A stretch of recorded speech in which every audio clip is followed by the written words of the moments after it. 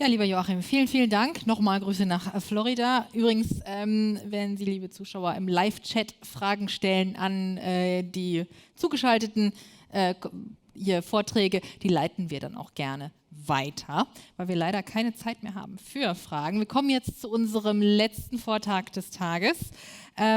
Und dieser wird gehalten von Santh Sathaya, Gründer und CEO von LuftCar. Und ich muss Sie gleich darauf hinweisen, dass dieser Vortrag auf Englisch stattfindet.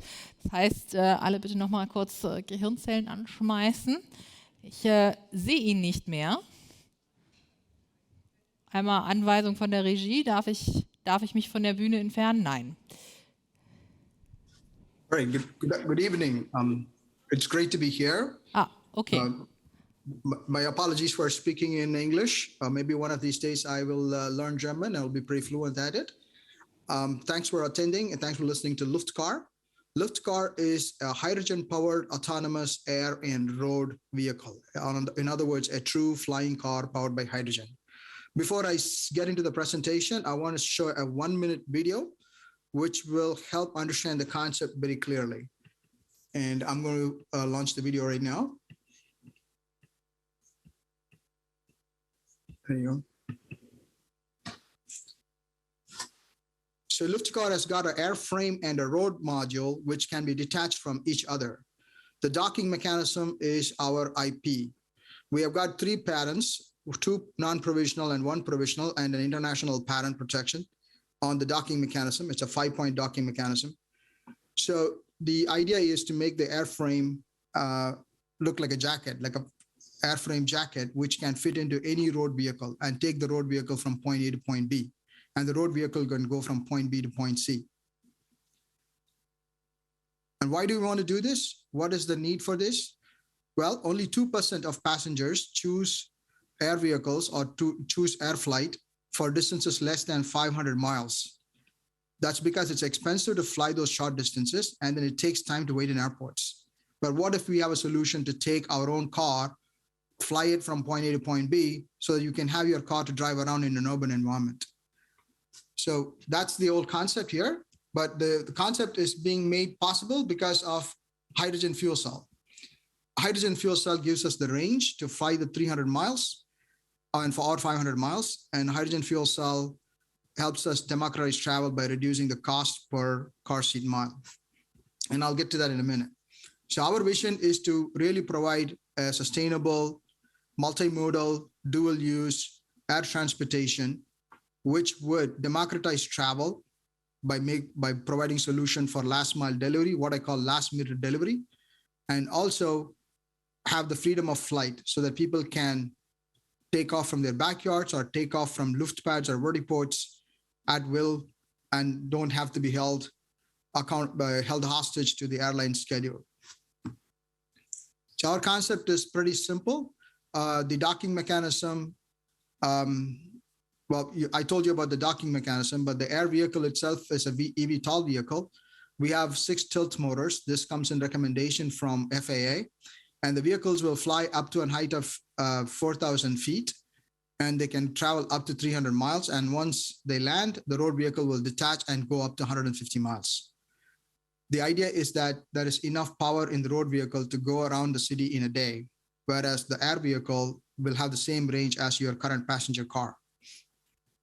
We have a FAA program manager that's working with us. We also have licensed NASA technology on the quiet propulsion. The vehicle is going to have hydrogen fuel cell, and we have partnered with some really good companies on hydrogen, developing the hydrogen powertrain. The vehicle will have collision avoidance, a distance perception, depth perception, and it's going to be a fully autonomous vehicle eventually. We will have a piloted version in the interim, but eventually in the long run, we will have a fully autonomous vehicle. And we already have 2 MOUs with European companies on autonomy, and we are right now talking to 2 major defense contractors for avionics. So here is a case study or a use case for cargo delivery. We can eliminate the need for warehouses with LuftCar. This could be any regular cargo. It could be emergency medical services. This could be mobile hospitals.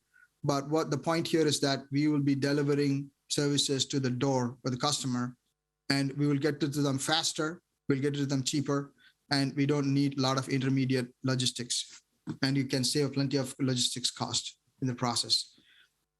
This is our new airframe design. It's a very sleek mechanism with a 5-point docking, and we are right now building a prototype to demonstrate the docking mechanism. We are also building a hydrogen fuel cell propulsion on the side.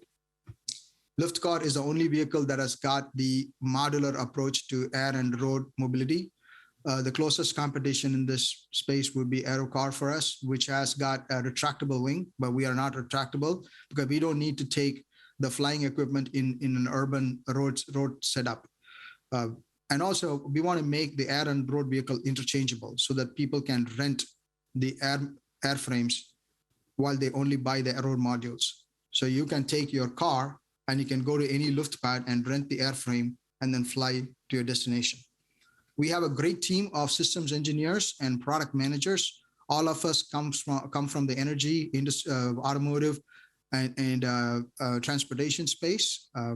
We have developed fuel cells in the past, so we have got a great team of leaders, and we are expanding. We also have a good support system in the Aachen region in Germany. Like I said, the cargo is our first markets. We already have a purchase order for 15 vehicles. We are having an LOI from Advent Health, which is a major healthcare insurance company. We are working very closely with the U.S. Department of Defense. It would be a emergency relief, disaster relief, and frontline medication type of vehicle for defense.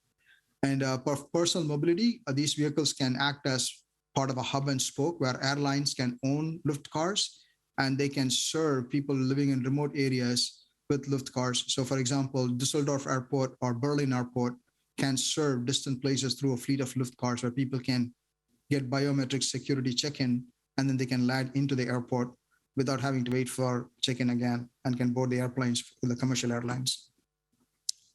We are very much aligned with the hydrogen initiative, like Marcel told a little earlier. Our economies, our costs would come down as we approach the Hydrogen Shot Initiative goals with $2 per kilogram for hydrogen. Our cost for the vehicle for travel would be close to $1 per car seat mile. And for cargo, it'll be $8 per mile. So we are going to be in good shape when compared to helicopters and other air transportation. The LuftPad concept is another refueling setup that we are familiarizing. Here, this is where we will have electrolyzers, and the hydrogen will be made on site, and the hydrogen will be used to refuel the air vehicles. Like I said earlier, the airframes can be left in these bays once they land in the vertiports, and the road vehicles can detach and move on. So you can come to these places to rent the LuftCar airframes. And the hydrogen that's produced here will be used for the community at large, whether it's just refueling the trucks or using it for utility power. So we are right now in negotiations with a few airports here in the United States to create these hubs. That's pretty much, well, we are part of 2 hydrogen hubs here, Southeast and also in the Florida region. We can create these air highways where you don't need too many vertiports. One of the biggest differentiator between us and other eVTOL companies is that we don't require the cities to build too many vertiports every few blocks, disturbing the infrastructure. We will feed into the existing infrastructure because of LuftCars, because the road vehicles have the range. And we will probably need 1 LuftPad every 50 miles radius. So in the whole country of Germany, you'll probably need 12 to 15 LuftPads. That's about it. And that way you can use the existing infrastructure, and also you can get the best out of urban air mobility. That's the case study for Düsseldorf Airport. We do have MOUs with a couple of airports in Germany, and we are in good shape there to launch our operations. We have built a strong partnership in Germany with supply chain, particularly in carbon fiber, in safety, and also in motors and batteries. We have recently signed an MOU with Bosch, and Bosch will be providing us the hydrogen fuel cell balance of plant, and we will leverage their expertise in the automotive space. So we are showing hockey stick growth, probably around 200,000 and maybe in the roundabouts of 200,000 vehicles is what we expected to sell by 2030. If that's an aggressive estimate, the more conservative estimate is more like 90,000 vehicles by 2030. We have 3 patents filed. We have 1 NASA technology license. We are right now raising $2 million and eventually $10 million by September to build our first 2-seater prototype, which will also have a hydrogen fuel cell propulsion on the side. So that's where we are, and we are hoping to get certified by 25-26 timeframe with our prototypes and go commercial by 2026. That's our plan. We're going to have develop the products in 3 phases. The first phase is the 2-seater plane. The second phase would be the hydrogen-powered piloted vehicle, 5-seater. The third one would be the fully autonomous vehicle. So right now we're trying to raise 10 million. We have signed MOUs with 2 Aachen companies right now. One is Schrott for safety systems. Another one is FEV, who is leading our go-to-market strategy. And then also we have an MOU with Bosch. So we are in good shape and we're looking forward for a journey. Thank you.